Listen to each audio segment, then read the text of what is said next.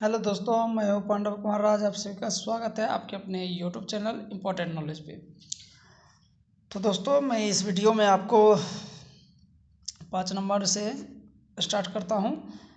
उपचयन एवं अपचयन अभिक्रिया, oxidation and reduction reaction से। तो चलिए, तो इससे पहले मैं बता चुका हूं। तो आज ही यहाँ से चलते हैं। चलिए, उपचयन, ऑक्सीडेशन रिएक्शन। उपचयन अभिक्रिया क्या होती है? ऑक्सीजन की वृद्धि एवं हाइड्रोजन की कमी। इस अभिक्रिया में ऑक्सीजन बढ़ेगा और हाइड्रोजन कमेगा। तो दूसरे शब्दों में किस प्रकार इसको लिख सकते हैं? तो किसी पदार्थ में ऑक्सीजन की वृद्धि अथवा हाइड्रोजन का ह्रास होता है अथवा दोनों हो तो उसे उपचयन, ऑक्सीडेशन कहते हैं। तो चलिए, हाँ, एक बात मैं बता दूं कि जहाँ पे लॉन्ग टर्म अगर आपको राइट डाउन करना हो तो वहाँ पे आप इसको राइट डाउन के लिए आप डिफिनेशन को लिख सकते हैं। और जैसे कम्पिटिटिव के लिए आप यदि तैयारी करते हैं तो वहाँ पे आपको देख करके याद रखना होगा, समझना है। ओके, तो चलिए, तो ज़्यादातर जो है कम्पिटिटिव के लिए ही सही है, और 10th क्लास के बच्चे के लिए भी ये, और 12 के लिए भी सही है कि वो लोग ज़्यादा थोड़ा जो है उन लोग को ज़्यादा राइट डाउन करना पड़ता है, और कम्पिटिटिव के लिए जो है उतना राइट डाउन नहीं होता है। वहाँ पे ऑप्शंस होते हैं, तो इसलिए ऑप्शन से भी काम चला सकते हैं। तो इसलिए आप ज़्यादा से ज़्यादा इसको देख करके याद जो है रखिएगा। तो चलिए आगे बढ़ते हैं।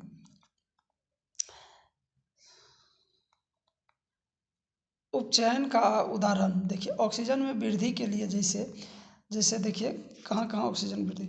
तो कार्बन में ऑक्सीजन की वृद्धि होती है और यह कार्बन डाइऑक्साइड में उपचयित ऑक्सीडाइज्ड होता है। अब फास्फोरस में ऑक्सीजन की वृद्धि होती है एवं यह फास्फोरस पेंटा ऑक्साइड में उपचयित होता है। अब देखिए, इसमें कॉपर में ऑक्सीजन की वृद्धि होती है और यह कॉपर ऑक्साइड में उपचयित होता है। तो यहाँ पर मेरे पास थोड़ा अभी साधन कम है। एक्चुअली मैं मोबाइल में ही करता हूँ, तो राइट डाउन का ऑप्शन इसमें मोबाइल में नहीं देता है। तो अभी थोड़ा आप लोगों को परेशानी झेलना पड़ेगा। यहाँ पे देखिए, मैं बोलूँगा, आप राइट डाउन करिएगा। यहाँ पे मैं लिख नहीं सकता। यहाँ पे देखिए, कार्बन में ऑक्सीजन की वृद्धि होती है, तो इसका मतलब हो गया जो कार्बन में ऑक्सीजन जब विक्रिया कराएंगे तो वहाँ पे कार्बन डाइऑक्साइड बनेगा। तो वहाँ पे देखिए, कार्बन में और ऑक्सीजन यहाँ पे वृद्धि हो जाती है, तो 1 से 2 हो जाता है। उसी तरह फास्फोरस में जब ऑक्सीजन का वृद्धि होगा तो वहाँ पे फास्फोरस पेंटा ऑक्साइड बनेगा, तो वहाँ पे ऑक्सीजन की वृद्धि हो जाएगा, 5 हो जाएगा। तो यहाँ पे देखिए, कॉपर में जब ऑक्सीजन की वृद्धि होगा तो कॉपर ऑक्साइड हो जाएगा। तो इस तरह से अब देखिए, जब हाइड्रोजन का ह्रास होगा तो उपचय का उदाहरण देखिए, सल्फर हाइड्राइड से हाइड्रोजन का ह्रास होता है। मतलब सल्फर हाइड्राइड से जब ह्रास होगा हाइड्रोजन का तो उपचयित ऑक्साइड होता है। उसके बाद देखिए, यहाँ सल्फर हाइड्राइड से हाइड्रोजन का ह्रास होता है और उपचयित होता है। यहाँ देखिए, मीथेन से हाइड्रोजन का ह्रास होता है एवं उपचयित होता है। तो चलिए, अब हम लोग अपचयन अभिक्रिया यानी रिडक्शन रिएक्शन, तो इसमें कहता है ऑक्सीजन का ह्रास एवं हाइड्रोजन में वृद्धि अपचयन होता है। तो यानी कि जस्ट उसका दूसरे शब्दों में कैसे कर लिख सकते हैं या याद रख सकते हैं कि किसी पदार्थ में हाइड्रोजन की वृद्धि अथवा ऑक्सीजन का ह्रास यानी कमी अथवा दोनों हो तो इसे अपचयन अभिक्रिया कहते हैं। कभी कभी ये दोनों अभिक्रियाएं साथ साथ होती है। जैसे देखिए, तो जब ये दोनों अभिक्रियाएं एक साथ होगी, इसका देखिए, इसका जस्ट ऊपर वाला ही उल्टा हो जाता है। ठीक, तो यहाँ देखिए, जब दोनों अभिक्रिया एक साथ होती है, तो जब ये दोनों अभिक्रिया एक साथ होगी तो उसको हम लोग कहते हैं रेडॉक्स अभिक्रिया। क्या बोलते हैं? रेडॉक्स अभिक्रिया।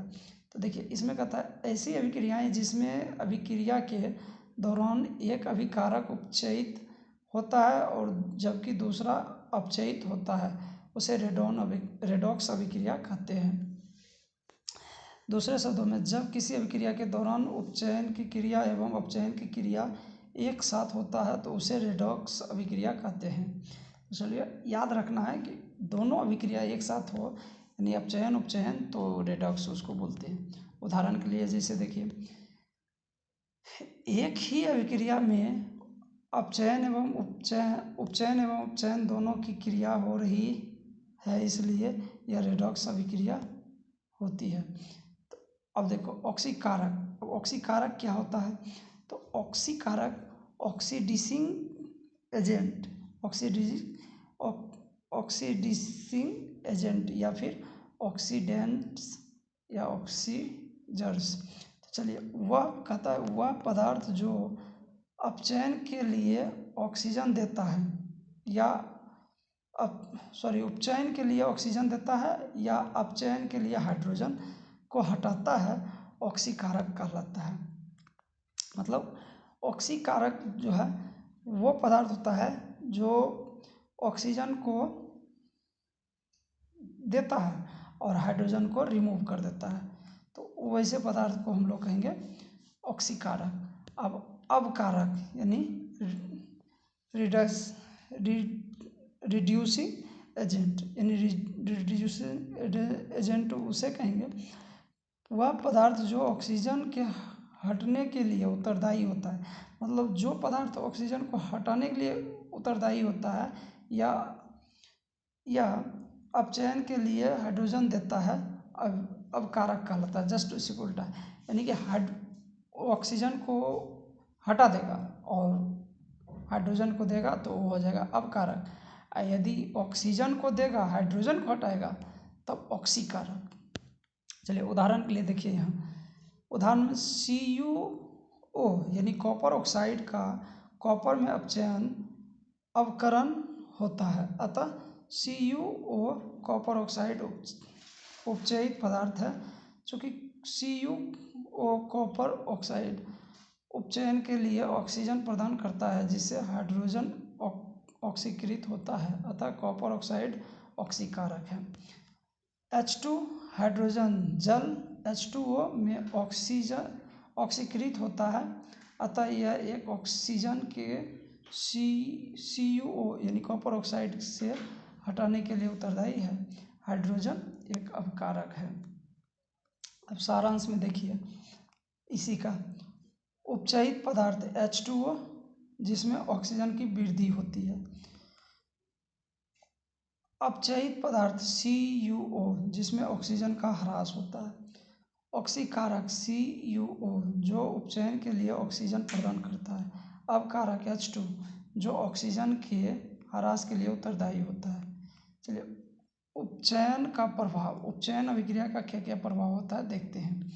हमारे दैनिक जीवन में ऐसी बहुत सी अभिक्रियाएं हमारे आसपास होती रहती हैं जिसमें से धातुओं का संक्षारण एवं खाद्य पदार्थों का विकृगंधित हो जाना सामान्य उदाहरण है जो उपचयन अभिक्रिया के प्रभाव से होता है।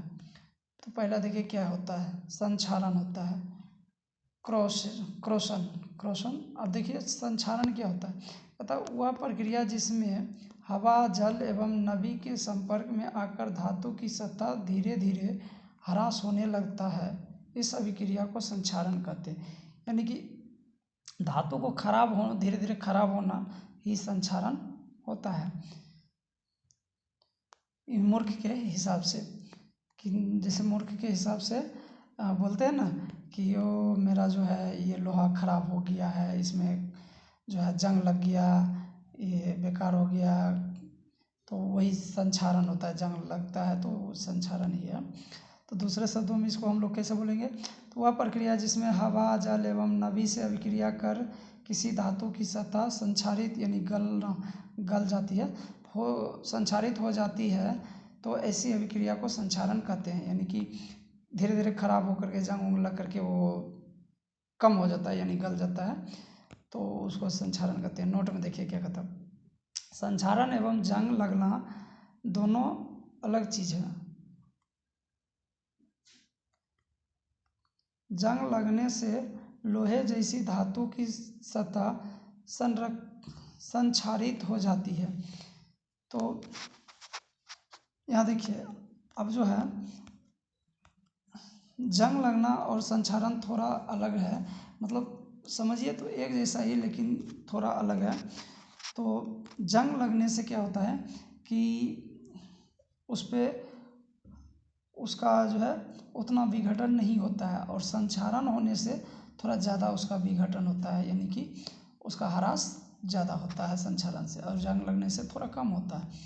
तो चलिए अब आगे देखते हैं, संक्षारण से बचाव यानी कि प्रिवेंटिंग कोरोशन, यानी संक्षारण से कैसे बचा जा सकता है। तो संक्षारण से बचने की निम्न विधि है, जैसे जस्तीकरण करना, गैल्वेनाइजेशन। अब धातु की सतह को पेंट करके, यानी धातु की सतह को पेंट भी कर देंगे तो वहाँ पे जंग भी नहीं लगेगा और संक्षारण भी नहीं होगी। धातु की सतह पर तेल लगाकर या ग्रीस लगाकर, जब धातु पे हम तेल या ग्रीस लगा देंगे तो वहाँ भी आपको संक्षारण नहीं होगी और जंग भी नहीं लगेगा। अब जस्तीकरण क्या होता है उसके बारे में जानते हैं। तो कहता है जस्तीकरण किसी धातु की सतह पर विद्युत लेपन द्वारा जस्ते की पतली परत चढ़ाने की प्रक्रिया को जस्तीकरण कहते हैं। यानी कि कोई भी जैसे आपका धातु है उस पर हम जो है एक पतली परत चढ़ाते हैं जस्ता का, तो उसे ही जस्तीकरण कहते हैं। अब आइए देखते हैं, पहला तो क्या था, यहाँ देखिए पहला तो था संक्षारण, दूसरा अब आ गया है विकृत गंधिता। विकृत गंधिता रेंसिडिटी। अब विकृत गंधिता क्या होता है, जैसे कि मान लीजिए कि हम लोग खाना का स्वाद किसी के यहाँ जैसे खाना बनता है तो साइड के जो है साइड के पास में जो है उसका गंध आता है, तो स्मेल आता है, तो वही विकृत गंधिता। चलिए उसके बारे में अब थोड़ा बहुत देखते हैं, जानते हैं क्या होता है।